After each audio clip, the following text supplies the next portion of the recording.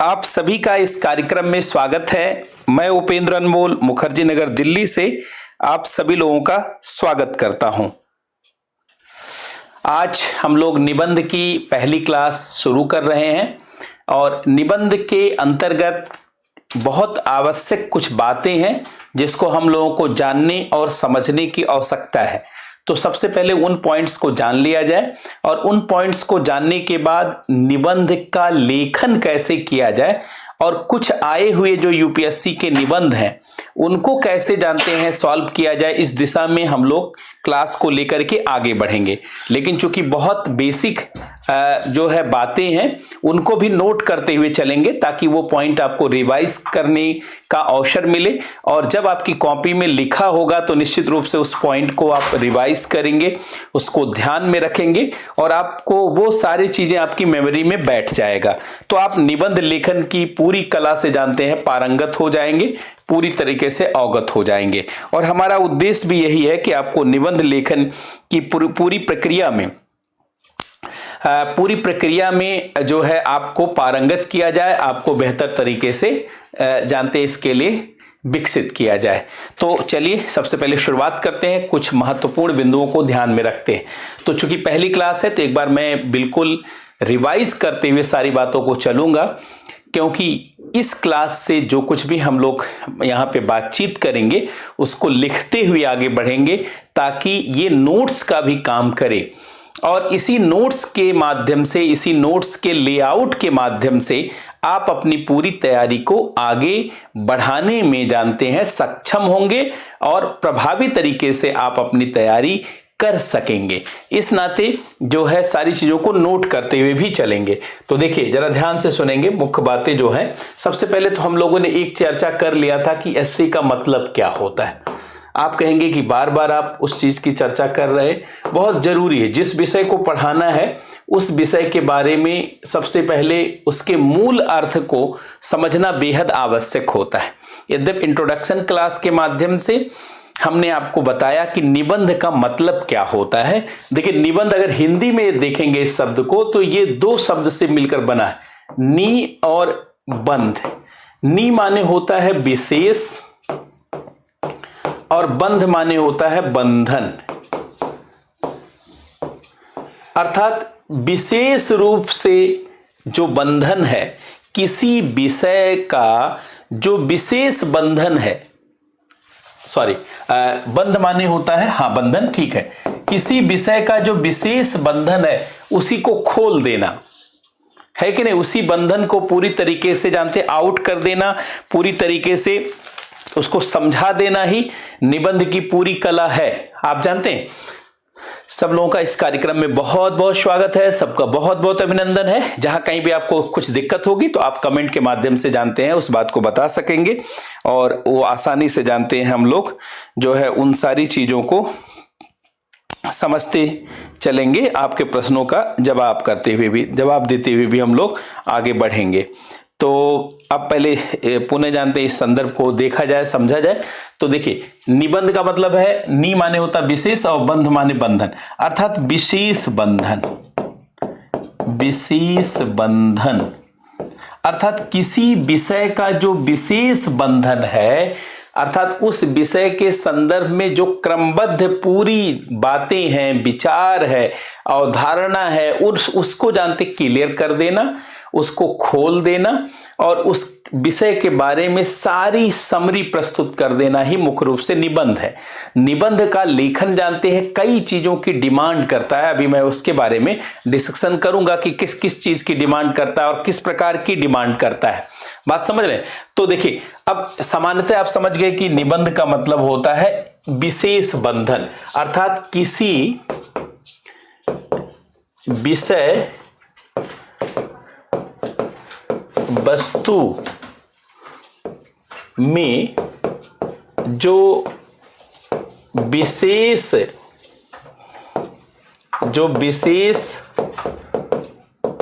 बंधन पाया जाता है उसी को समझाना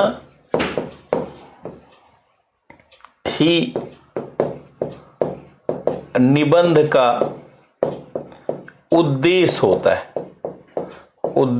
होता है, अर्थात किसी विषय में जो विशेष बंधन है उसी को समझा देना, उसी को बता देना ही एसए का मुख्य रूप से उद्देश्य होता है। अगर आप एसए को इंग्लिश में देखें तो इंग्लिश में कहा जाता है ये सिस्टमैटिक डिस्कोर्स, ए सिस्टमैटिक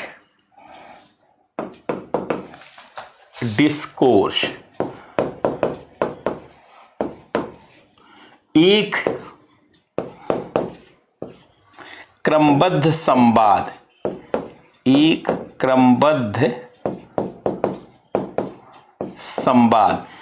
क्रमबद्ध संवाद ही निबंध कहलाता है।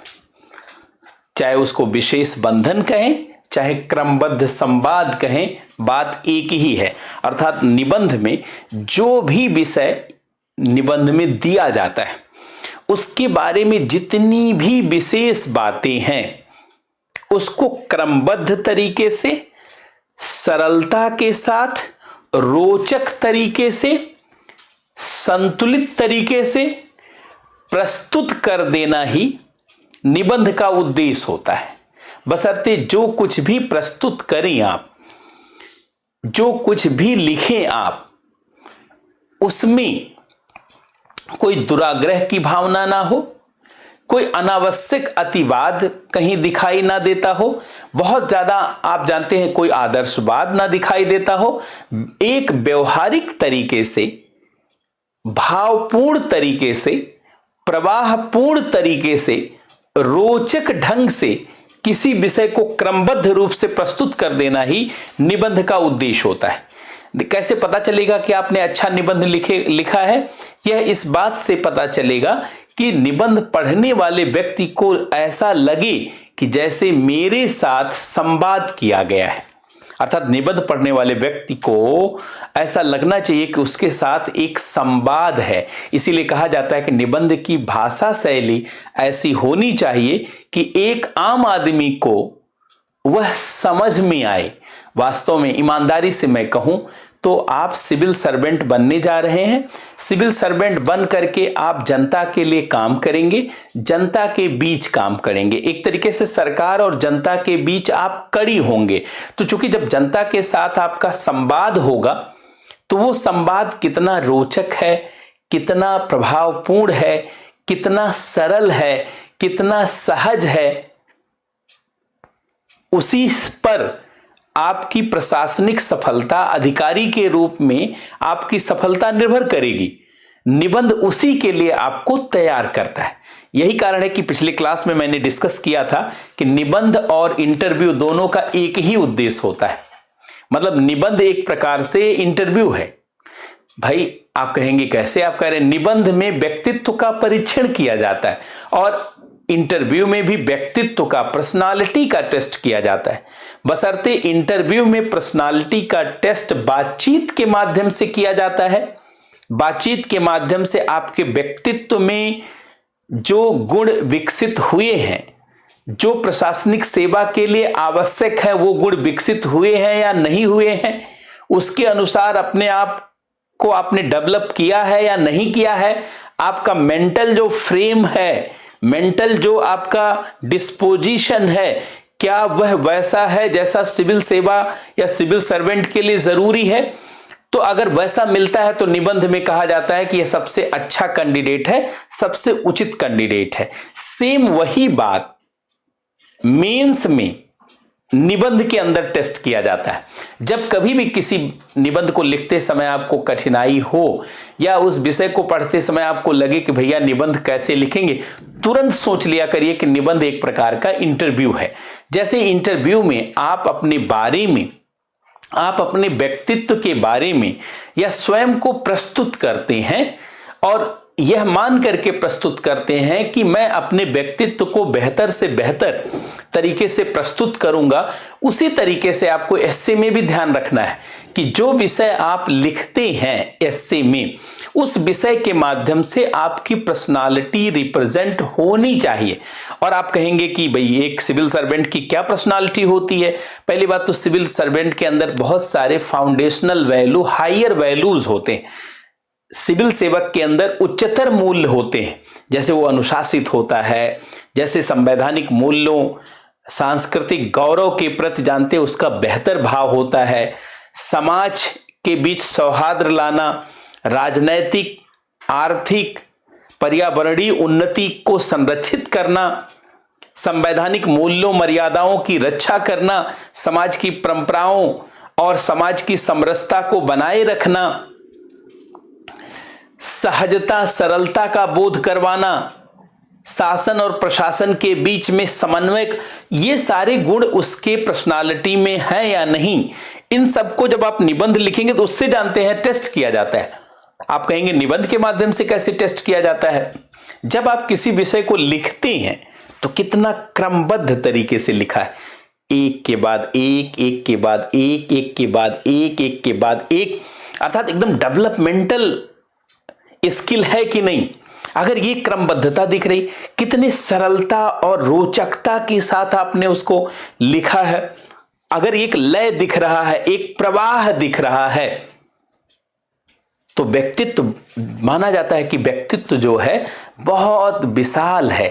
यह स्टूडेंट सामान्य नहीं है, यह स्टूडेंट एक ऐसा स्टूडेंट है जिसकी जरूरत सिविल सेवा को है। हां, जो बात आप लिख रहे हो कहीं भावना में आके ना लिख रहे हो, रोचक तरीके से भले लिख रहे हो, लेकिन भावुक होकर के नहीं, व्यक्तिगत होकर के नहीं, दुराग्रह भाव से नहीं, सकारात्मक सोच के साथ। एक चीज और ध्यान रखें, निबंध में हमेशा ध्यान रखें, निबंध में सरकार की, शासन प्रशासन की आलोचना करने से बचना चाहिए, खासकर अनावश्यक आलोचना से बचना चाहिए। आपके आलोचना में दुराग्रह तो एकदम नहीं दिखना चाहिए। और मैं तो आपको सुझाव दूंगा कि आप बहुत मर्यादित, अगर आलोचना भी करना है तो बहुत मर्यादित या संवैधानिक आलोचना कर सकते हैं। जैसे किसी संबंध में मान लीजिए सरकार ने कुछ नहीं किया, तो आपको कहना पड़ेगा कि संविधान के अनुसार अगर इन मूल्यों को या इन लक्ष्यों को तय समय में प्राप्त किया जाता तो और बेहतर होता।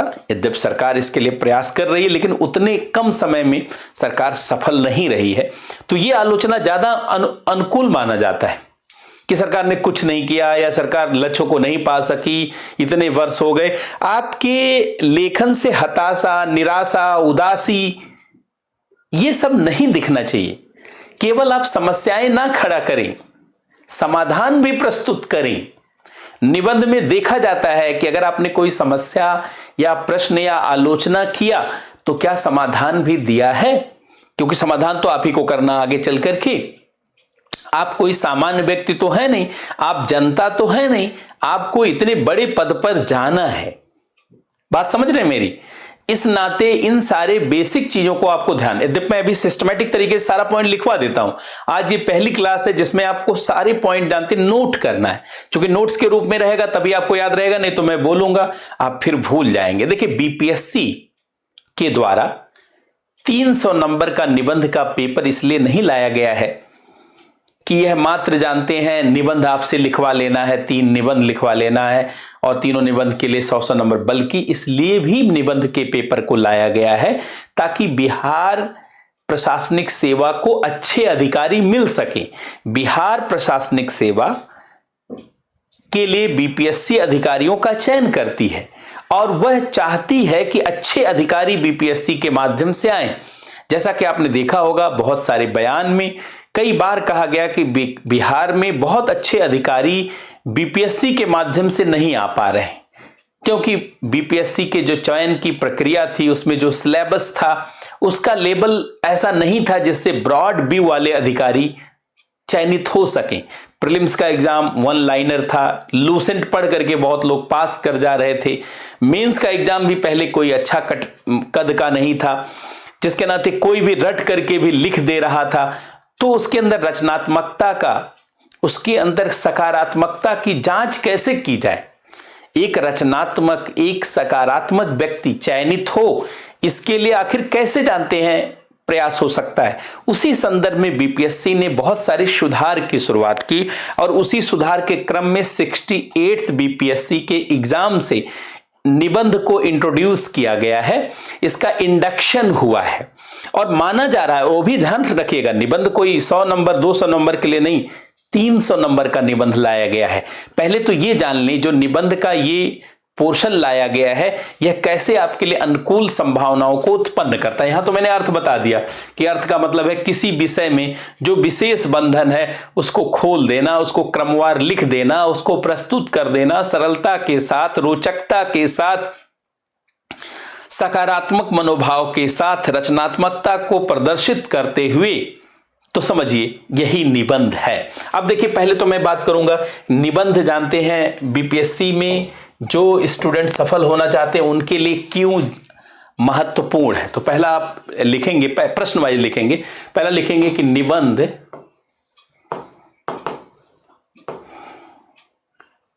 बीपीएससी की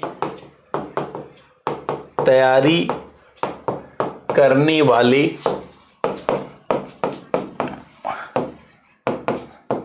विद्यार्थियों के लिए कैसे सहायक है। आप कहेंगे निबंध कैसे सहायक? हाँ, निबंध कैसे सहायक है, ये एक प्रश्न मैंने बना दिया कि निबंध बीपीएससी की तैयारी करने वाले विद्यार्थियों के लिए कैसे सहायक है। ध्यान रखें, जब निबंध नहीं था 67 तक, जब इसके स्थान पर ऑप्शनल पेपर था, तो वो विद्यार्थियों के लिए ज्यादा चुनौतीपूर्ण था, क्योंकि ऑप्शनल की तैयारी 5-6 महीने से कम समय में हो ही नहीं सकती थी और सालों लग जाता था ऑप्शनल को अच्छे से तैयार करने में, उस पर मौलिकता का विकास करने पर, सोच और समझ को विकसित करने पर। लेकिन आप जानते हैं निबंध को तैयार करने में बहुत कम समय लगता है। ये मान लें कि आपने 2-2.5 महीने का समय दे दिया तो सबसे अच्छे विद्यार्थी हो जाएंगे आप और बहुत अच्छा नंबर भी ले आएंगे। मैं ये बात इसलिए कह रहा हूं क्योंकि यूपीएससी में 2013 से जो निबंध का सेक्शन जोड़ा गया है 250 नंबर का, जानते हैं मेरे कई ऐसे विद्यार्थी रहे हैं जिनका 156, एक लोगों का 168 नंबर और 165 नंबर, 155, 140, 45, मतलब 140 से ऊपर बहुत, और 140 आप कह रहे होंगे कम, आप बता रहे हैं 250 नंबर में। यूपीएससी में जहां 50% मार्क्स जानते हैं मुश्किल माना जाता है, तो 250 नंबर में अगर मान लीजिए कोई 140, 150 पाता है, तो आप देखिए 140 को दुगना कर लीजिए तो 280 हो जाता है, अर्थात ये 50% से ज्यादा नंबर है। 300 में अगर आप अच्छी तैयारी करेंगे तो ये यकीन मानिए आप 200, 210, 15, 20 अंक ला सकते हैं निबंध के माध्यम से। अच्छा, बीपीएससी में निबंध में अच्छे नंबर लाना और भी आसान है। उसका रीजन है कि बीपीएससी में 3 निबंध करने होंगे 3 सेक्शन से और 100 नंबर के निबंध होंगे। यूपीएससी में 125 नंबर के 100 नंबर के निबंध होंगे, तो एक निबंध में अगर आपने अच्छा निबंध लिखा तो आप 70-80 नंबर पा सकते हैं। और मैं 70 का भी एवरेज ले लूं तो 7×21 210 नंबर पा सकते हैं आप। और अच्छा निबंध लिखने वाले को 80-85 तक भी मिल सकता है, 90 भी मिल सकता है, क्योंकि निबंध एकदम मैथमेटिकल है पूरी तरीके से। तो पहली बात तो निबंध की तैयारी में कम समय लगता है। दूसरा, इसमें कम मेहनत से ही ये पार्ट तैयार हो जाता है। कम समय लगता है, कम मेहनत भी करना पड़ता है।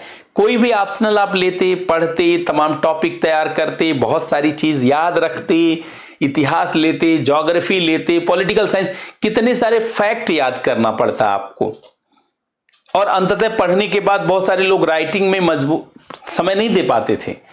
निबंध में आपको पहली बात तो तैयारी में कम समय लगता है, तैयारी में कम समय लगता है। दूसरी महत्वपूर्ण बात है कि बहुत कम मेहनत करनी पड़ती है। तीसरी बात है सामान्यतः ज्यादा अंक प्राप्त होता है। चौथी बात है कि इससे रैंक को बहुत बेहतर बनाया जा सकता है।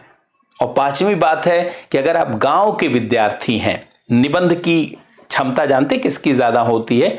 जो गांव का विद्यार्थी है, दूर दराज के क्षेत्रों में रहने वाला विद्यार्थी है, उसके लिए निबंध ज्यादा लिखना आसान होता है, क्योंकि वह अनेक विषयों को सोचने की ज्यादा क्षमता, किताब के ज्ञान से बहुत अच्छा निबंध नहीं लिखा जा सकता है। किसी विषय पर सरलता, सहजता, रोचकता का भाव तभी विकसित होता किसी विषय में जब उस विषय के बहुआयामी दृष्टिकोण से आप जुड़े हुए हों। जिस विषय के बहुआयामी दृष्टिकोण से आप जुड़े होते हैं, उस विषय पर आपकी मौलिक पकड़ हो जाती। और जो विद्यार्थी गांव का है, दूर दराज के क्षेत्रों में रहता है, समाज की समस्याओं से जूझ रहा है, देख रहा है, महसूस कर रहा है, वो ज्यादा गहराई से जानते हैं सामाजिक समस्याओं को, सांस्कृतिक समस्याओं को, आर्थिक समस्याओं को, इवन राजनीतिक समस्याओं को भी महसूस करता है। उसके लिए इन विषयों पर लिखना आसान होता। अच्छा, दूसरे, निबंध में तथ्य को बहुत महत्व ही नहीं दिया जाता। ज्यादा तथ्य लिखेंगे बल्कि नंबर ही कट जाएगा। भाई, जो गांव का विद्यार्थी, उसके साथ समस्या क्या होती? बहुत अच्छे तथ्य नहीं होते उसके पास, बहुत अच्छे विद्यालय, कॉलेज, यूनिवर्सिटी से वो पढ़ा नहीं होता, जिसके नाते बहुत ज्यादा उसके पास जानते हैं, जो देखा जाए आंकड़े नहीं होते, या बहुत देखा जाए उसके पास तो बहुत रेप्यूटेड आधिकारिक आंकड़े नहीं हो। और निबंध में आंकड़ा लिखना ही नहीं, ज्यादा तथ्य दिखाना ही नहीं, तमाम सूचनाओं का कोई लेना देना ही नहीं है। उद्धरण भी, अनावश्यक उद्धरण पे भी निबंध में नंबर कटता है। उद्धरण, और जानते हैं जो आप कोई भी उदाहरण देते हैं, वो ऐसा उद्धरण होना चाहिए जो आम प्रचलन में होना चाहिए, जिससे ज्यादा लोग परिचित हों। मतलब उद्धरण भी वही निबंध में ज्यादा महत्वपूर्ण माना जाता है जो उद्धरण समाज में बहुत प्रचलन में, या जो बहुत चर्चित है। अगर ऐसे उद्धरण आप लिखेंगे तो निश्चित रूप से वो सॉलिड एग्जाम्पल माना जाएगा, सॉलिड कोटेशन माना जाएगा, और उस कोटेशन पर ही ज्यादा मार्क्स मिलेगा।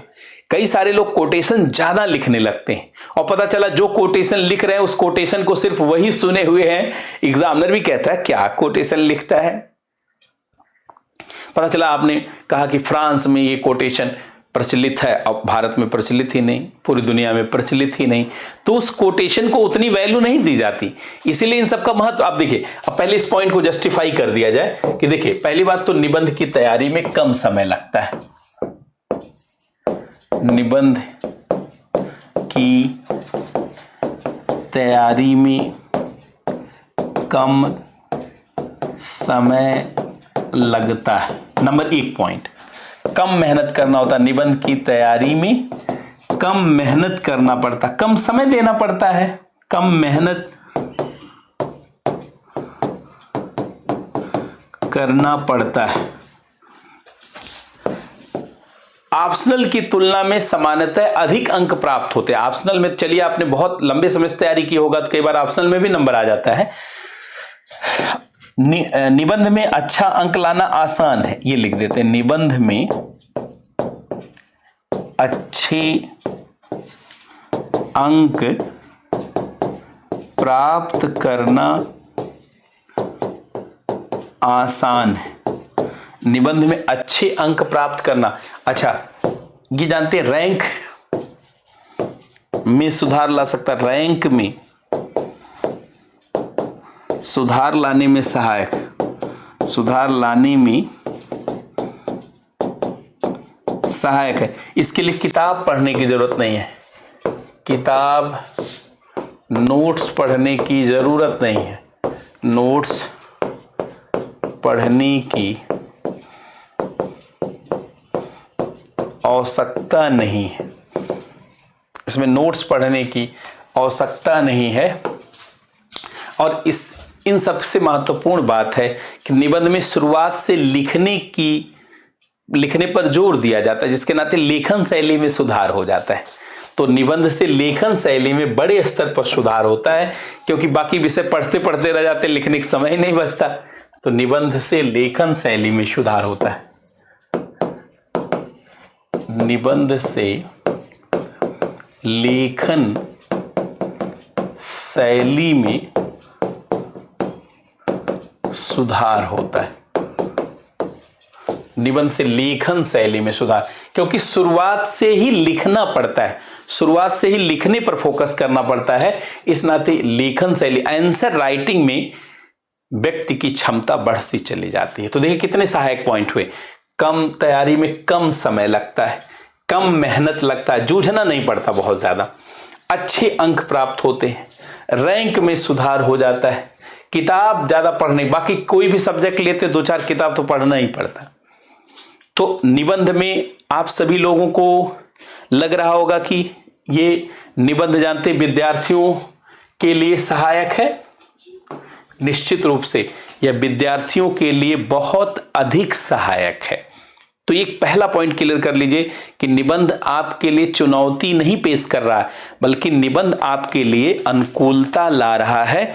और आपकी, अगर आप अच्छे विद्यार्थी हैं तो यह आपकी सफलता में 4 चांद लाने में सहायक है। तो पहला तो ये हो गया कि निबंध विद्यार्थियों के लिए सहायक है। निबंध विद्यार्थियों के लिए सहायक है। और एक बात मैं और कर दूं, अगर आप निबंध पे अच्छी तैयारी करेंगे तो यूपीएससी में भी आगे जानते सफल होने में, एक पूरा पेपर वहां 250 नंबर का है। यूपी पीसीएस में जाएंगे वहां भी निबंध, मतलब निबंध तैयार करने पे कई राज्यों में अवसर भी खुलता है, यूपीएससी में भी आपके लिए अवसर खुलता है। तो एक पॉइंट ये तो क्लियर हो गया। अब देखिए दूसरे पॉइंट पर आते हैं, जो कुछ महत्वपूर्ण बातें उस पर पहले बात कर लेते हैं। निबंध को जानते हैं कैसे बेहतर बनाया जाए, निबंध में क्या सावधान। तो दूसरा प्रश्न है, ये क्वेश्चन नंबर 1 हो गया। अब क्वेश्चन नंबर 2, निबंध को कैसे बेहतर बनाया जाए, निबंध को कैसे बेहतर बनाया जाए। अब देखिए निबंध को कैसे बेहतर बनाया जाए, जरा इस पॉइंट को ध्यान दें। अब देखिए निबंध को बेहतर बनाने के लिए सबसे पहली बात तो है कि निबंध में जो भी विषय वस्तु आप चुनते हैं, जो भी विषय वस्तु आप चुनते हैं, सबसे पहले विषय वस्तु को चुनने के बाद उस पर पूरा ब्रेन स्टॉर्मिंग कर लीजिए, चिंतन मनन कर लीजिए और उसके सारे पॉइंट को कलेक्ट कर लीजिए। क्योंकि एक चीज ध्यान रखिएगा, निबंध में अच्छा लिखने के बाद भी हो सकता है आपको बहुत कम अंक आए। रीजन है कि क्रमबद्ध होना चाहिए सारा विचार। मैंने इसीलिए एग्जाम्पल दिया था इंट्रोडक्शन की क्लास में। मान लीजिए आपके बारे में ही निबंध लिखने के लिए आ जाए तो आप ये नहीं कह सकते कि मेरी शादी 30 साल में हुई, फिर बच्चे पैदा हुए, फिर अपने बचपन की बातें करने लगे। ये पूरा नंबर ही कट जाएगा, 0 मिल जाएगा आपको। अगर आपके बारे में वर्णन है तो सबसे पहले अपने जन्म की बात करें, फिर शैशवा अवस्था की बात करें, फिर बाल्यावस्था की बात करें, फिर किशोरावस्था की बात करें, फिर युवावस्था की बात करें, फिर प्रौढ़ावस्था की बात करें, फिर वृद्धावस्था की बात करें। और इसी क्रम में जानते हैं जो चीज जहां से जोड़ना उस क्रम में जोड़ें। क्रमबद्धता अगर नहीं है तो जानते हैं सारा निबंध गुड़ गोबर हो जाएगा। यूं कहे कि चौपट है, मतलब एक भी काम के लायक नहीं है। बहुत लोग कहते हैं निबंध में कैसे 0 मिलता है, ऐसे ही 0 मिलता है। क्रमबद्धता नहीं है तो उसमें फिर अंक देने का कोई अर्थ नहीं है। और बहुत सारे एग्जामिनर जो यूपीएससी की कॉपी चेक करते हैं वो कहते हैं कि 0 अंक दिया जा सकता है। अब मैंने तो कॉपी यूपीएससी में चेक नहीं किया है, लेकिन हमारे साथ ऐसे लोग हैं जिन्होंने यूपीएससी में इन सब चीजों पे काम किया है और उनका ही कहना है कि ऐसे निबंध को 0 नंबर, मतलब 2, 4, 5 नंबर दिया जा, इतने कम अंक भी आ सकते हैं निबंध में। आप जान लीजिए, आप बात समझ रहे हैं। तो इसका मतलब है कि जो विचार जानते हैं, देखिए विचार विषय से जुड़े हुए, विषय से जुड़े विचार क्रमबद्ध, इस पे मैं सबसे ज्यादा ध्यान देता हूं। ये पहला पॉइंट है, विचार क्रमबद्ध रूप से प्रस्तुत किए जाने चाहिए। विचार क्रमबद्ध रूप से प्रस्तुत किए जाना चाहिए, प्रस्तुत किए जाने चाहिए। एकदम क्रमबद्धता, एकदम जान है पूरा निबंध की, क्रमबद्ध होना चाहिए, क्योंकि विशेष बंधन है, और विशेष बंधन है तो क्रमबद्ध तरीके से बताइए ना। तो पहला है कि भाई विचार क्रमबद्ध रूप से प्रस्तुत किए जाने चाहिए। दूसरा, जो भी विचार है वो रोचक होना चाहिए, सरल होना चाहिए, ताकि आम आदमी भी उसको समझ जाए।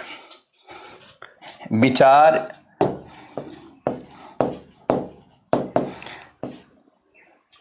रोचक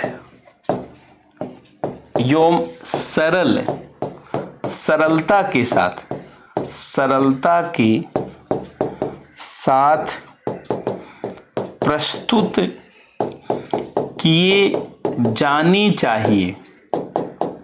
एकदम सरलता, रोचकता के साथ, मतलब रोचक और रोचकता एवं सरलता, ऐसे रोचकता बना दीजिए, रोचकता एवं सरलता के साथ प्रस्तुत किए जाने चाहिए, ताकि आम आदमी जानते हैं उसको समझ जाए।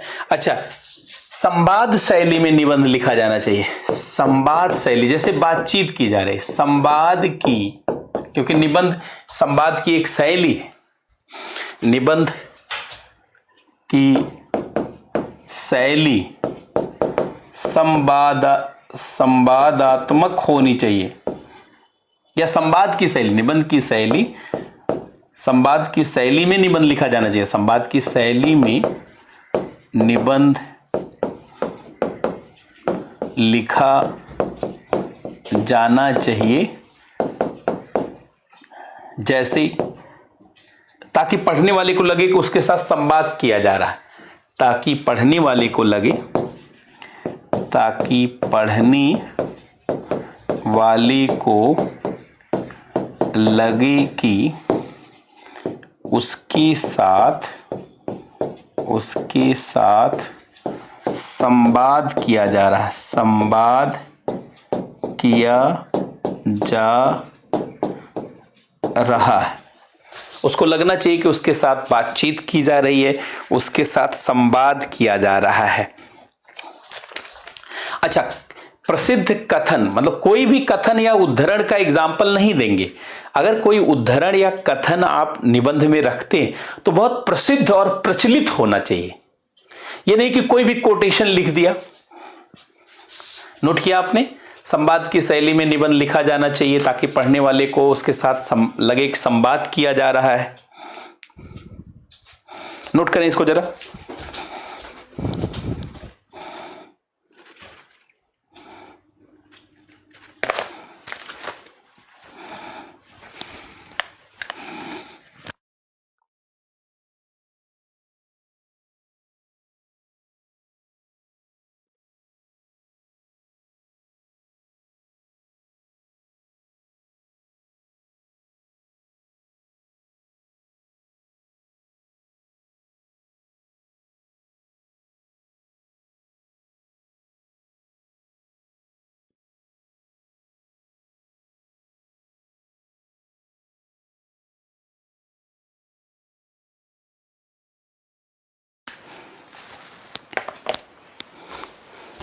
तो ये पॉइंट आपने नोट कर लिया, इस पॉइंट को आपने नोट किया। अब देखिए चौथा पॉइंट, प्रसिद्ध जानते हैं, जो उद्धरण होना चाहिए, कोटेशन होना चाहिए, उद्धरण या कथन होना चाहिए, वो प्रसिद्ध होना चाहिए।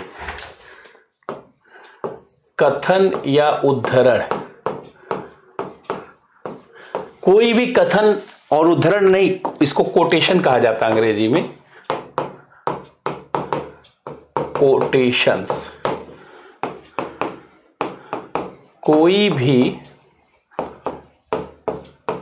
उद्धरण या कथन के बजाय प्रसिद्ध उद्धरण या कथन का प्रयोग होना चाहिए, प्रयोग होना चाहिए। कोई भी कथन और उद्धरण नहीं लिखेंगे, बल्कि प्रसिद्ध कथन और उद्धरण का प्रयोग करेंगे।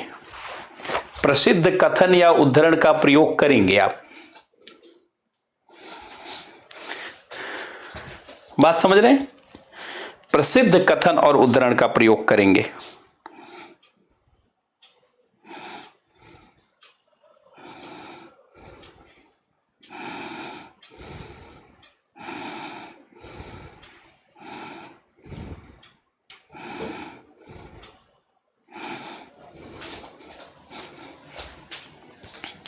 बात समझ रहे हैं? तो प्रसिद्ध उद्धरण और कथन का प्रयोग होना चाहिए। एक तो ये पार्ट जानते हैं, विशेष रूप से इस पर आपको ध्यान देने की आवश्यकता है। अच्छा, इसके अलावा अगर कोई आप जानते हैं आंकड़े आपके पास हैं, तो बहुत आवश्यक आंकड़े, बहुत जरूरी, ऐसे तो आंकड़े और तथ्य से बचना चाहिए, लेकिन बहुत आवश्यक आंकड़े और तथ्य का प्रयोग किया जा सकता है। बहुत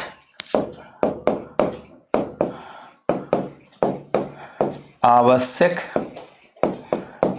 आंकड़े एवं तथ्य का प्रयोग किया जा सकता है, और बल्कि करना ही चाहिए। ऐसा नहीं कि तथ्य और आंकड़े से विहीन कर देना चाहिए, हाँ, लेकिन तथ्य और आंकड़े जानते ज्यादा नहीं होना चाहिए, बहुत आवश्यक। इसलिए मैंने एक शब्द बोला, बहुत आवश्यक। इसको भी एग्जामिनर ध्यान देता कि एकदम आपने गायब तो नहीं कर दिया डाटा को और फैक्ट को। बात समझ रहे हैं? तो आवश्यक तथ्य तो देना पड़ेगा। जैसे एक निबंध आया था यूपीएससी में, एक अनुशासन सफलता और अराजकता विनाश का कारक है। अब अनुशासन का एग्जाम्पल तो आपको देना होगा।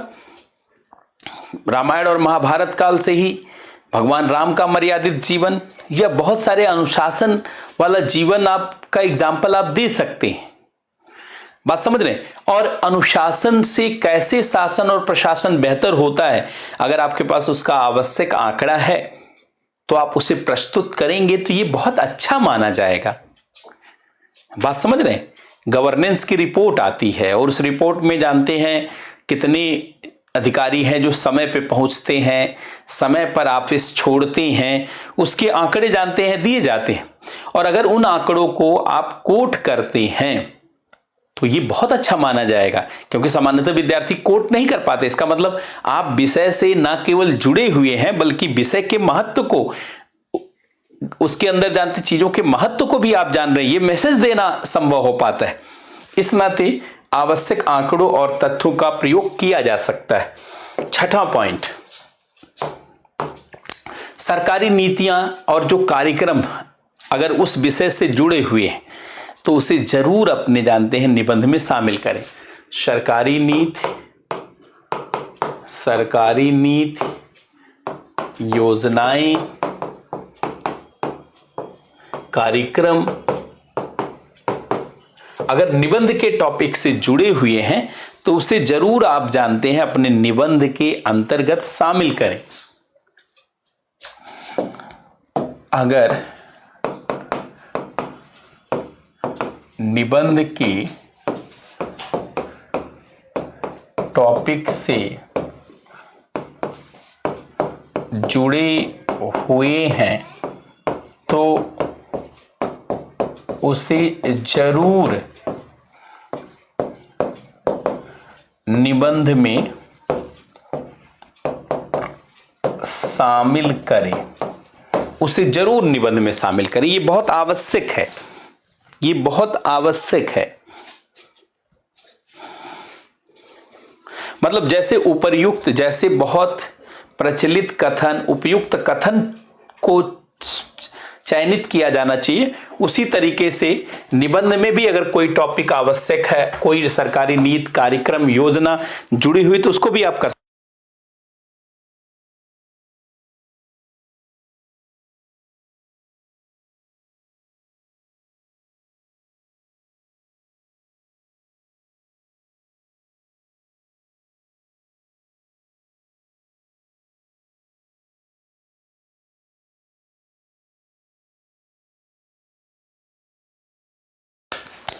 तो जिस तरीके से प्रचलित कथन उपयुक्त जानते हैं, उदाहरण देना जरूरी है, ऐसे आवश्यक जो सरकारी गवर्नमेंट पॉलिसीज है, स्कीम्स एंड प्रोग्राम है, उसको भी निबंध में अगर इंडक्ट करेंगे, उसका इंडक्शन होगा, तो निश्चित रूप से आपका निबंध जो होगा उसका लेआउट बेहतर होगा और उस स्ट्रक्चर को एक मॉडल स्ट्रक्चर के रूप में पसंद किया जाएगा।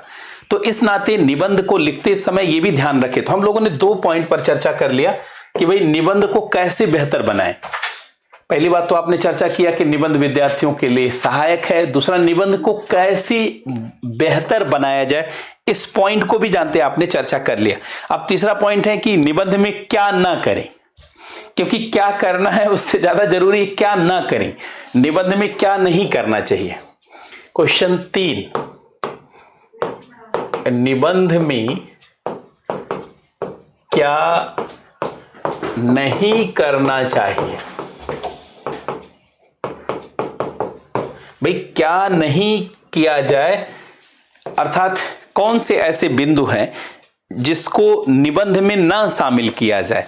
बात समझ रहे हैं, निबंध का भाग जिसे ना बनाया जाए। सबसे पहली बात तो है निबंध में कोई भी अतिवादी विचार ना रखा जाए, ना उसको समर्थन दिया जाए।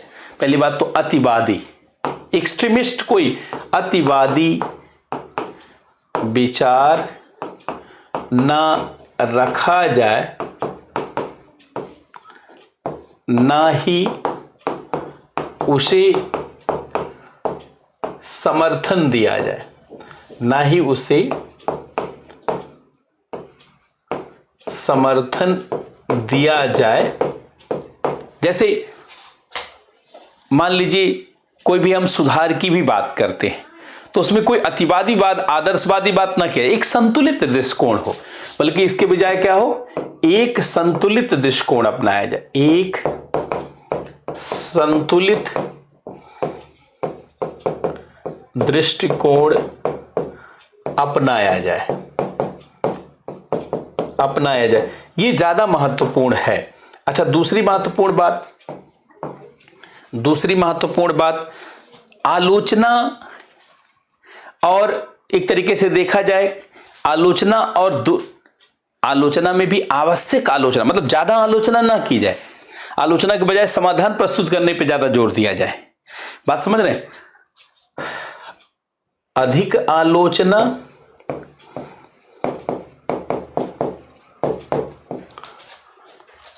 या दुराग्रह पूर्ण आलोचना, जबरदस्ती आलोचना, दुराग्रह पूर्ण आलोचना,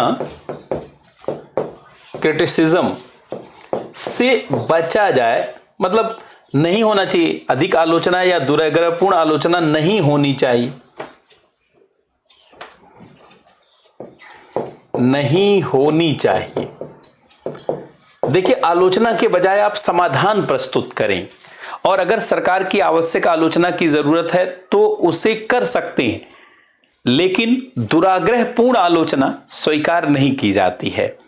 और वैसे हमेशा सकारात्मकता, रचनात्मकता को सपोर्ट करता हुआ अगर आपका लेखन है तो वो उसमें ज्यादा नंबर दिए जाने के लिए निर्देश है। यूपीएससी में तो सीधे लिखा हुआ, अभी उसकी भी चर्चा मैं करूंगा कि कैसे निबंध को जो परीक्षक हैं, मतलब जो एग्जामिनर हैं, कैसे निबंध को महत्व देंगे, तो स्वयं लिख करके जानते यूपीएससी ने दिया है। तो ऐसे में ऐसी चीजें अनावश्यक ही मानी जाएंगी। नोट कर ले, फटाफट नोट करें।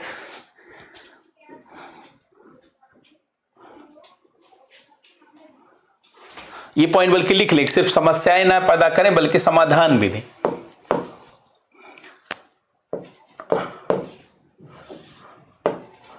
सिर्फ समस्या ही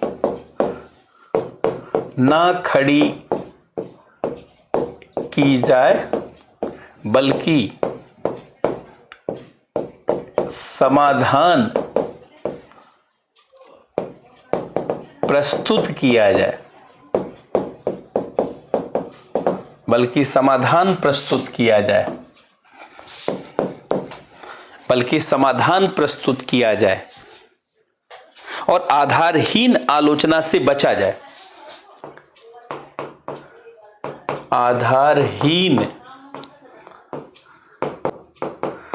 आलोचना से बचा जाए। नोट करें, आधारहीन आलोचना से बचे जाए।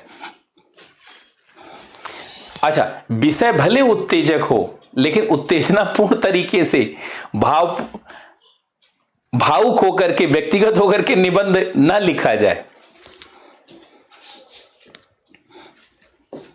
5वां पॉइंट, विषय भले उत्तेजक हो, विषय भले उत्तेजक हो लेकिन निबंध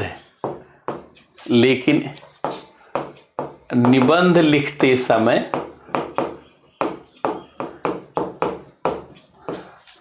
उत्तेजक भाव नहीं होना चाहिए। उत्तेजक भाव नहीं होना चाहिए। उत्तेजक भाव नहीं होना चाहिए। भावुक होकर के, व्यक्तिगत होकर के निबंध नहीं लिखा जाना चाहिए। भावुक होकर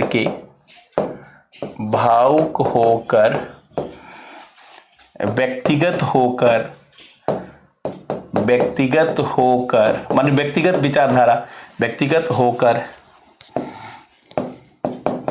निबंध नहीं लिखा जाना चाहिए।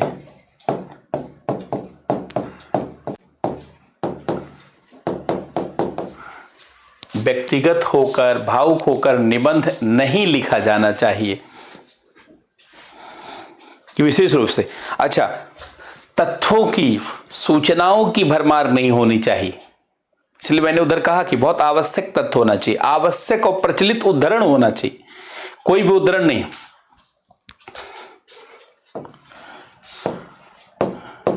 निबंध में अधिक आंकड़ों,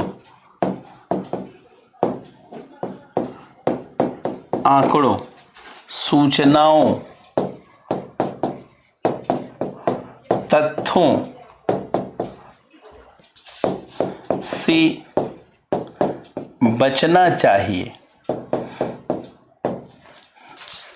निबंध में अधिक आंकड़ों, सूचनाओं, तथ्यों से बचना चाहिए। मतलब ये सब चीजें नहीं होनी चाहिए। बात समझ रहे हैं? ये नहीं होना चाहिए।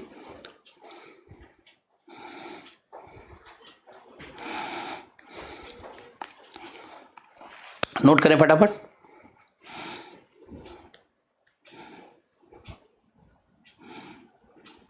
अब निबंध मैं लिख करके दिखाऊंगा ना, तो अब कल की क्लास से तो आप जानते हैं निबंध को एग्जाम्पल के रूप में लेंगे, मैं चार्ट बनाता हुआ चलूंगा तो आप देखते चलिएगा कैसे लिखा जा रहा है। अच्छा, ये 3 विषय देखिए, हम लोगों ने 3 प्रश्नों को पूरा कर लिया। तीसरा प्रश्न भी हो गया कि निबंध में क्या नहीं करना चाहिए। अब अच्छे निबंध की विशेषता लिख लीजिए और फिर निबंध का भाग, फिर कैसे इंट्रोडक्शन, कैसे मेन बॉडी, कैसे कंक्लूजन लिखा जाए और कैसे निबंध लिखा जाए, यही जानते हैं, सारी बात है। तो अब आ जाइए अच्छे निबंध की विशेषता। प्रश्न बना, अच्छे निबंध की मुख्य विशेषताएं क्या है। ये मैं यूपीएससी को ध्यान में रख करके सारी बातें लिख रहा हूं और बीपीएससी में जानते हैं उसी चीज को फॉलो करना पड़ेगा। अब अच्छे निबंध की विशेषता क्या है? सबसे पहली बात तो जो विषय वस्तु आप चुन रहे हैं, मतलब जो निबंध, जैसे बीपीएससी के चेयरमैन ने कहा कि निबंध में कुल 3 पार्ट होंगे, ए बी सी, मतलब 3 खंड होंगे और हर खंड में कुल 4 निबंध पूछे जाएंगे। उसमें से करना होगा आपको 1, और पहला खंड और दूसरा खंड जो होगा यूपीएससी के स्तर का होगा, जो तीसरा खंड होगा वो बिहार विषयक होगा, स्थानीय विषय से जुड़े हुए निबंध पूछे जाएंगे। तो ये 3 प्रकार के निबंध होंगे। तो जो विषय आप चुनते हैं उस विषय पर लगना चाहिए कि आपका डाइजेस्टेड नॉलेज है, आपकी ज्ञान जो समझ है वो एक तरीके से सार के रूप में है, क्योंकि तभी प्रवाह पूर्ण तरीके से, तभी सरलता और रोचकता के साथ विषय को आप जानते हैं, दर्शा पाएंगे, विषय को आप समझा पाएंगे। और ये निबंध की बहुत जानते हैं अच्छी विशेषता मानी जाती है। तो पहला पॉइंट हो गया कि प्रवाह पूर्ण तरीके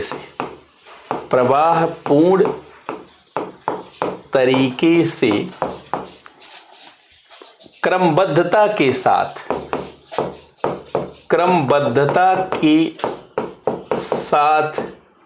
मतलब क्रमबद्धता के साथ सुनियोजित, अब दो ही पॉइंट मैं यूज कर रहा हूं, प्रवाहपूर्ण तरीके से क्रमबद्धता के साथ निबंध लेखन होना चाहिए। निबंध लेखन होना चाहिए, ये बहुत जरूरी है। अगर क्रम टूटा तो निबंध में नंबर काट दिए जाते।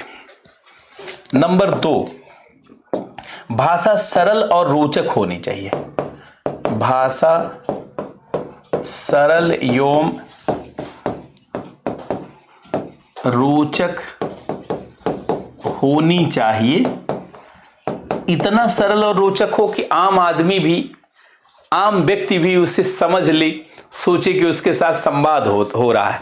भाषा सरल एवं रोचक होनी चाहिए ताकि आम आदमी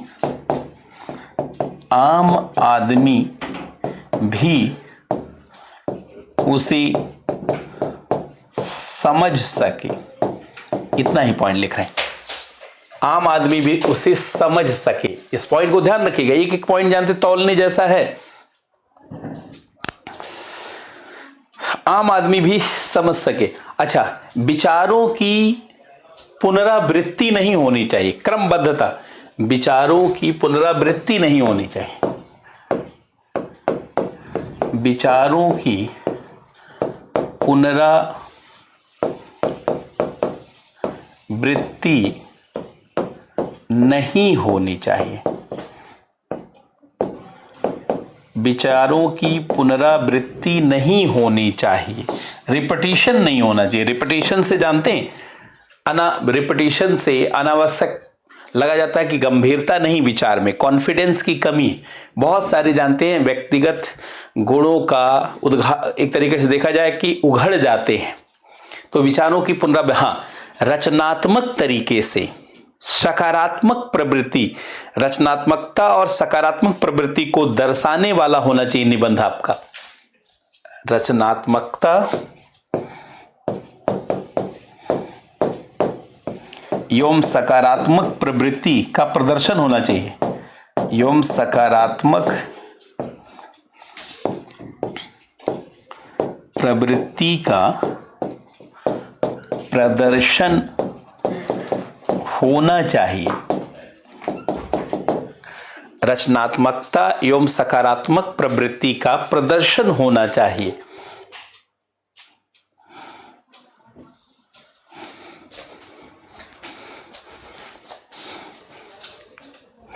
रचनात्मकता एवं सकारात्मक प्रवृत्ति का प्रदर्शन होना चाहिए।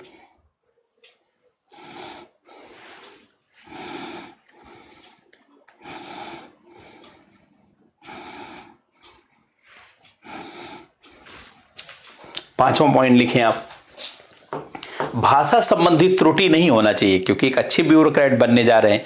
जब साधारण तरीके से अपनी बात कहनी है तो उसमें त्रुटि नहीं। भाषा संबंधी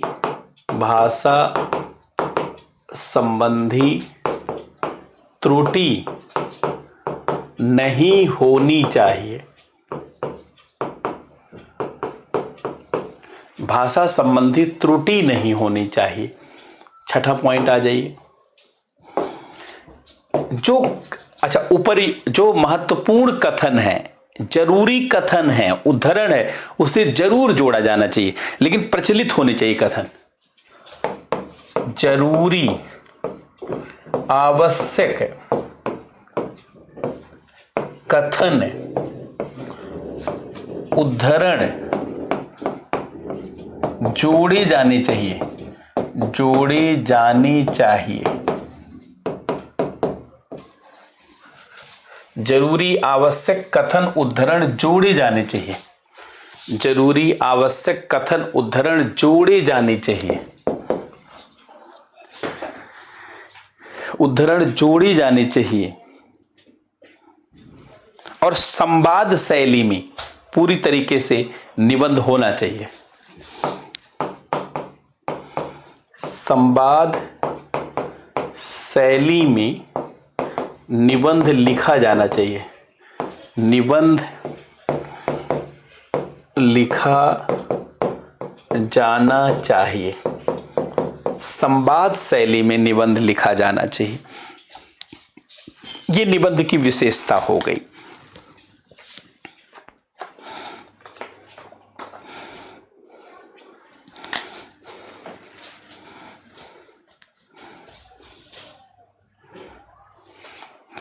और संक्षिप्तता होनी चाहिए। कोई भी विचार बढ़ा चढ़ा के बहुत ज्यादा ना कहें। जरूरी बात तो कहें, लेकिन जानते हैं ब्रीफ में होनी चाहिए बात, कंक्लूडेड होनी चाहिए, समाप्त होते हुए दिखे, ना लगे कि विस्तार ही करते जाइए। और विचार प्रभावपूर्ण होना चाहिए और संक्षिप्त होना चाहिए। विचार प्रभावपूर्ण एवं संक्षिप्त होनी चाहिए। प्रभावपूर्ण एवं संक्षिप्त। अब देखिए, हम लोगों ने 4 चीजों पे चर्चा कर ली कि निबंध विद्यार्थियों के लिए सहायक कैसे है, अच्छा निबंध होने के लिए क्या होना चाहिए, निबंध में किन चीजों से बचा जाना चाहिए, और अच्छे निबंध की विशेषताएं। इतने पॉइंट आपने जानते हैं, समझ लिए। अब निबंध के भाग, पार्ट ऑफ एस्से, हेडिंग डालिए, पार्ट्स ऑफ एस्से। निबंध के भाग, निबंध के भाग, इसी पे आपको पारंगत करवाएंगे। कैसे इंट्रोडक्शन लिखा जाए, कैसे कंक्लूजन लिखा जाए, कैसे इसके अलग अलग पार्टों को विकसित किया जाए। तो देखिए, निबंध के मुख्यतः 3 भाग होते हैं। पहला इंट्रो होता है, इंट्रोडक्शन जिसको बोला जाता है, इंट्रोडक्शन प्रस्तावना, ये पहला पार्ट। दूसरा है, जानते हैं, विषय वस्तु, जिसको मेन बॉडी कहा जाता है। मेन बॉडी मतलब जो निबंध दिया गया है उसके बारे में जो आपको लिखना है, इसको विषय वस्तु या मुख्य शरीर, मुख्य भाग माना जाता है। और फिर कंक्लूजन, निष्कर्ष, उपसंहार, कंक्लूजन, निष्कर्ष, उपसंहार, जो भी आप कहते हो। उपसंहार तो नहीं समझ पाते आप, लेकिन निष्कर्ष आप समझ पाते। देखिए, निबंध के कुल 3 ही भाग होते हैं। निबंध के कुल 3 भाग होते हैं। अब देखिए, जो इंट्रोडक्शन होता है ये जान है निबंध की, और कंक्लूजन भी जान है। अब देखिए, ये जो आपका शुरुआत है, इंट्रोडक्शन, अब ये तो मैंने बता दिया था शुरू में आपको कि ये 10 से 15%, अगर मान लीजिए 1000 शब्दों में, आइडियल निबंध लगभग 1000 शब्दों में, 1000 से 1200 शब्दों में होता है। 1000 से 1200 शब्द में होता है, जिसमें ये 10 से 15% ये है और 10 से 15% ये है, और मोटे तौर पर 70 से 80, इसके बारे में मुझे बात नहीं करना है क्योंकि ये सब कर चुके हैं, 70 से 80% है। अब इंट्रोडक्शन कैसे लिखा जाता है? देखिए, जिस भी विषय को लिखने के लिए आपने तीनों पार्ट में से चुना है, जिस भी निबंध को यूं कहें आप लिख रहे हैं, तो इंट्रोडक्शन में वो विषय जानते हैं, क्लियर होना चाहिए एकदम। मतलब विषय का अर्थ क्या है, कोई निबंध दिया गया तो उसके पहले अर्थ को समझाइए। कोशिश करिए किसी बहुत उपयुक्त प्रचलित उद्धरण के साथ, कथन के साथ, कोटेशन के साथ बात शुरू करके उसके पूरे अर्थ को समझा। देखिए, कहानी बना के समझा दीजिए। निबंध में यही सबसे बड़ी बात है कि आपको बहुत कम शब्दों में बात नहीं कहनी, आप बहुत रोचक ढंग से सरल करके कहानी के रूप में भी अपनी बात कह सकते हैं। ये कला है निबंध, एक संवाद की कला है। जैसे संवाद बातचीत किया जाता है उदाहरण देकर के कहानी के रूप में, तो बातें ज्यादा प्रभावी तरीके से गहराई के साथ लोगों तक पहुंच पाती हैं। उसी तरीके से निबंध में भी जानते तो प्रसिद्ध उद्धरण के साथ, कथन के साथ कोई कहानी बना करके एक दो लाइन, कोई जानते हैं समकालिक घटना से जोड़ करके आप निबंध की एकदम शुरुआत कर सकते हैं।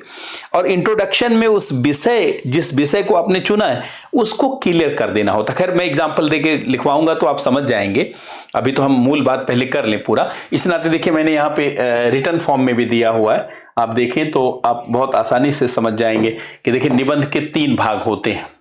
पहला परिचय होता है, इंट्रोडक्शन, पहला परिचय होता है इंट्रोडक्शन, दूसरा मेन बॉडी और तीसरा कंक्लूजन, निष्कर्ष। अब देखिए परिचय, प्रस्तावना यहां लिखे, जैसा कि हम जानते हैं first impression last impression introduction है जो निबंध पर भी लागू होता है। अतः किसी भी निबंध को किसी उद्धरण या कथन के साथ प्रारंभ करें, कोई जानती घटना से जोड़ करके प्रारंभ करें। देखिए इंट्रोडक्शन में हमेशा कथन, उद्धरण, कोई घटना, कहानी, हाँ लेकिन संक्षिप्त होना चाहिए, आदि से जोड़कर शुरू करने पर रोचकता आ जाती है, रोचक हो जाता है, विषय रोचक हो जाता है। जैसे कोई बातचीत करने आया, बहुत कोई एक कविता, कोई एक बात कहते हुए अपनी बात शुरू करता है, लोगों का ध्यान आ जाता है, अच्छा कंसंट्रेट हो जाते हैं लोग उसकी बात सुनने के लिए। कोई शेर और शायरी बोलता है, कोई उद्धरण बोलता है, कोई श्लोक बोलता है, कोई कहानी सुना के बात शुरू करता है, लोग कंसंट्रेट हो जाते हैं। क्योंकि निबंध भी तो साक्षात्कार की जैसी ही विशेषता रखता है, से जोड़कर शुरू करने पर रोचकता का विकास होता है, रोचकता का विकास होता है, रोचकता का विकास। कथन, उद्धरण, घटना, कहानी आदि से जोड़कर शुरू करने पर रोचकता का विकास होता है। इसलिए इंट्रोडक्शन में इसी तरीके से, अच्छा मेन बॉडी को कैसे, कंक्लूजन में क्या करना होता है, प्रासंगिकता। पहली बात कंक्लूजन में पूरे जो भी निबंध है उसको कंक्लूड करना होता है और उसमें कुछ मैसेज भी देना होता है, जानते हैं कुछ बात को निष्कर्ष के रूप में रखना होता है। वो सब खैर एग्जाम्पल देंगे तो आप पूरी बात समझ जाएंगे। अब देखिए जो मेन बॉडी है, जिसको मेन बॉडी आप कहते हैं, इसी में वास्तव में निबंध लिखना रहता है। यही मेन बॉडी के रूप में निबंध को लिखना होता है। अब इसको समझाना पड़ेगा निबंध के माध्यम से। अब इसी में 1 2 3 4 5 लगभग 5 पैराग्राफ। देखिए 5 पैराग्राफ में एक पैराग्राफ अगर मान लीजिए 100-150 पेज का हुआ, मतलब एक पार्ट अगर 100-150 पेज का हुआ, 100-150 शब्द का हुआ, तो दूसरा पैराग्राफ 100-150 शब्द का, तो तीसरा करीब 600-700 वर्ड यही हो जाएगा। इंट्रोडक्शन मान लीजिए 150 शब्दों का हुआ, कंक्लूजन 150, तो 1000 शब्द हो जाते। तो माना जाता है कम से कम 5-6 पैराग्राफ तो इसका होना चाहिए मेन बॉडी का। ये 5-6 पैराग्राफ में हो तो ज्यादा अच्छा माना जाता है। बाकी आप और सरल करके जितने पॉइंट्स हैं उनको पैराग्राफ के रूप में लिख सकते हैं। खैर इस पे मैं बाद में आऊंगा, लेकिन पहले नोट कर लीजिए, नोट करें जरा।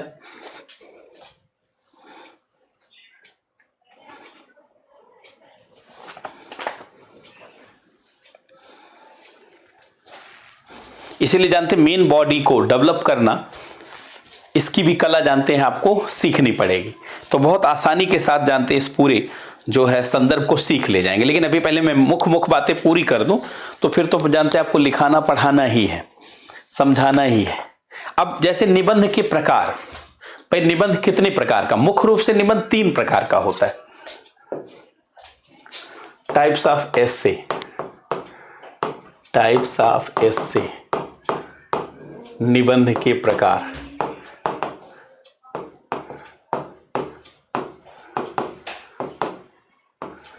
निबंध के प्रकार देखिए, कई निबंध ऐसे होते हैं जो वर्णनात्मक होते हैं, जिसमें डिस्क्रिप्शन देना होता है। तो पहले प्रकार के निबंध वर्णनात्मक निबंध होते हैं। दूसरे प्रकार के निबंध जानते विचारात्मक निबंध होते हैं।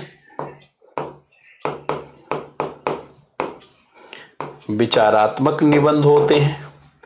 तीसरे प्रकार के निबंध जो है भावनात्मक निबंध होते हैं। भावनात्मक निबंध। अब देखिए वर्णनात्मक निबंध जो हैं, ध्यान से सुनेंगे, जैसे होली पर, दीपावली, अभी होली आने वाली है, जैसे होली है, दीपावली है, रक्षाबंधन है, रक्षाबंधन है, 15 अगस्त है, मतलब स्वतंत्रता दिवस है, स्वतंत्रता दिवस है, गणतंत्र दिवस है, गणतंत्र दिवस है। ये सब वर्णनात्मक निबंध है। कोई खेल है, कोई दर्शनीय स्थल है, खेल है, दर्शनीय स्थल है, खेल, दर्शनीय स्थल, इन सब से जुड़ा हुआ निबंध जो है उसे वर्णनात्मक निबंध कहा जाता है, डिस्क्रिप्टिव कहा जाता है। दूसरे तरीके के निबंध जानते हैं विचारात्मक निबंध होते हैं, जिसमें विचारों को प्रस्तुत करना होता है, चिंतन मनन की जहां आवश्यकता होती, चिंतन मनन की आवश्यकता वाले निबंध, जिसमें चिंतन मनन की जरूरत होती है कि नहीं। जैसे इसमें राजनैतिक विषयों से जुड़े हुए निबंध, चाहे लोकतंत्र पे पूछा जाए, लोकतंत्र के लिए अनुकूलता प्रतिकूलता, आर्थिक विषयों से जुड़े हुए निबंध, सामाजिक सांस्कृतिक विषयों से जुड़े हुए निबंध, पर्यावरणीय विषयों से जुड़े हुए निबंध, ये सब विचारात्मक हैं। जैसे मान लीजिए लोकतंत्र के लिए चुनौतियां, अनुकूलताएं, या दहेज प्रथा, बाल विवाह, ये सामाजिक निबंध हो गया। इसी तरीके से आर्थिक गिरावट, मंदी, है कि नहीं। तो जैसे राजनैतिक निबंध, राजनैतिक निबंध, आर्थिक निबंध, सामाजिक सांस्कृतिक विषयों से जुड़े निबंध, सामाजिक सांस्कृतिक विषयों से जुड़े हुए निबंध, पर्यावरणीय विषयों से, ये सब निबंध जो है विचार से जुड़े हुए हैं, विचारात्मक। इनमें निबंध में विचारों का महत्व होता है। तो कई निबंध इस प्रकार से होते हैं, एग्जाम्पल लेकर के हम लोग चर्चा करेंगे।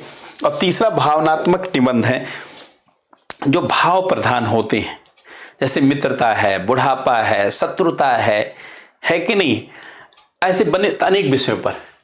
तीसरा जानते जो निबंध है वो भावनात्मक, भावनात्मक,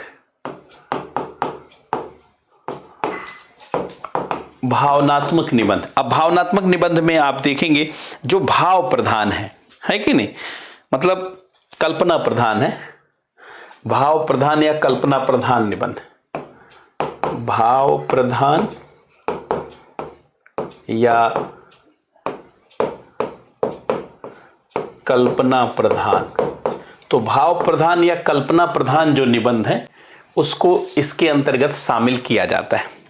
भाव प्रधान या कल्पना प्रधान, जैसे युवावस्था है, बुढ़ापा है, युवावस्था, बुढ़ापा,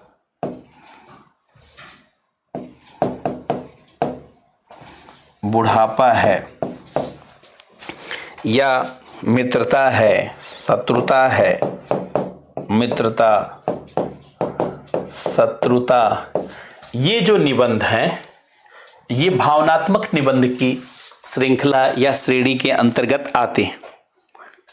बात समझ रहे हैं। इनको लिखने के लिए अलग तरीके से जानते हैं काम करना पड़ता है, इनको लिखने के लिए अलग तरीके से ध्यान देना होता है। तो ये जानते हैं बहुत बेसिक चीजें हैं जिसको आप ध्यान रखेंगे। अब ये चूंकि पॉइंट कंप्लीट हो गया, अब एक चीज, 2-3 इंपॉर्टेंट अनाउंसमेंट है जरूरी कि निबंध की जो क्लास होगी ये सुबह के टाइम निबंध की क्लास अभी हम लोग लेंगे। अगर कोई अड़चन आती है या मान लीजिए कभी शिफ्ट करना होता तो उसके लिए मैं बता दूंगा, लेकिन सामान्यतः जो निबंध की क्लास है, सामान्यतः का मतलब यही टाइम ही रहेगा। जैसे निबंध की क्लास ये 9 AM सुबह मॉर्निंग में होगी क्लास, सुबह क्लास होगी। और सामान्यतः जानते हैं 1.5 घंटे की क्लास, 1 से लेकर के 1.5 घंटे की क्लास का टाइमिंग ये लेकर के हम लोग शुरू में चलेंगे। और जब आप थोड़ा सा मेच्योर हो जाएंगे या यूं कहें निबंध के विषय से पूरी तरीके से जुड़ जाएंगे तो ये टाइमिंग ज्यादा हो जाएगी, 2 घंटे भी हो सकती, कभी कभी 2.5 घंटे, लेकिन बहुत ज्यादा लेकर निबंध में ज्यादा लंबा क्लास नहीं लेंगे। ज्यादा क्लास भले लें लेकिन लंबी क्लास कम लेंगे, क्योंकि निबंध के विषय से जोड़ करके रखना स्टूडेंट को जानते हैं अपने आप में थोड़ा सा कठिन होता है। जब मेच्योरिटी आ जाती है तब तो दिन भर में निबंध पढ़ाऊं तो आप पढ़ते रहेंगे, लेकिन एक बार में जानते हैं ज्यादा टाइम नहीं। तो ये टाइम हम लोगों का रहेगा 9 बजे। अब कल जानते हैं यही सुबह का टाइम आपके लिए अलॉट हो गया है, तो सुबह के टाइम में 9 बजे का जो टाइमिंग है, यही 9 बजे जानते हैं हम लोग निबंध इसमें निबंध पढ़ेंगे। और बहुत अच्छे तरीके से जानते हैं, पहले तो आपको निबंध के अलग अलग विधाओं से परिचय करवाएंगे और उस संबंध में जानते हैं कुछ निबंध पे काम करवाएंगे। फिर जानते हैं उसको कैसे लिखा जाए, कैसे जानते हैं उसमें अलग अलग बिंदुओं को शामिल किया जाए, इन सब पे जानते काम करेंगे। तो आप बहुत अच्छे तरीके से निबंध के विषय से अपने आप को जोड़ पाएंगे और आप में रोचकता का विकास होगा। एक चीज ध्यान रखें, इस निबंध के लिए बहुत ज्यादा कोई किताब, बहुत ज्यादा कोई मटेरियल पढ़ने की जरूरत नहीं है। यद्यप जो आपका आवश्यक ज्ञान है वो निबंध के लिए सहायक होता है, लेकिन पहले इसकी सारी शैली और उससे संबंधित विषयों पर एक बार आप जानते हैं अपनी सोच विकसित कर लें। इसके बाद मैं कुछ एक्सपर्ट क्लास करवाऊंगा कुछ बहुत महत्वपूर्ण व्यक्तियों से, जिससे आपके सोच और समझ को और जागृत होने का मौका मिलेगा। तो आज के इस सेशन में जो लोग शामिल हुए सबको बहुत बहुत धन्यवाद। अभी 5 बजे से जानते हैं जो लोग 69 बीपीएससी प्रीलिम्स के एग्जाम में हैं उस क्लास में हम लोग शामिल होंगे। तो कल यहीं से जानते हैं हम लोग शुरुआत करेंगे। बहुत बहुत धन्यवाद सबको, बहुत बहुत नमस्कार।